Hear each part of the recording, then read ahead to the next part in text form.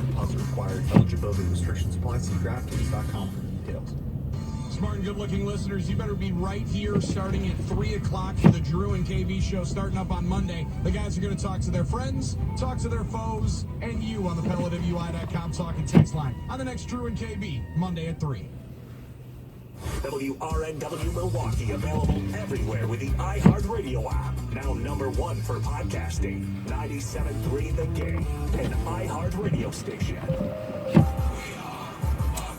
And here's what you need to know.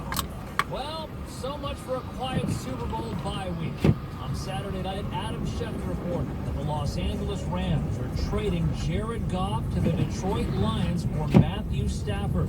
The Lions will also get first-round picks in 2022 and 2023 and a third-round pick here in 2021. Footnote, new Lions general manager Brad Holmes was previously the Rams director of college scouting. The Rams traded up to draft Goff #1 overall back in 2016. In the NBA Saturday night, Portland's Damian Lillard hit a three-pointer at the buzzer to beat the Bulls 123-122. Lillard finished with 44 points and 8 three-pointers. Lakers held off the Celtics in Boston 96-95. Golf after 3 rounds of the Farmers Insurance Open, Carlos Ortiz and Patrick Reed are tied for the lead at 10 under par overall. I'm Isaac Lowenkron. This is Fox Football Sunday. And we're getting ready for a big day on the gridiron. The middle curls is right to the end zone for the touchdown.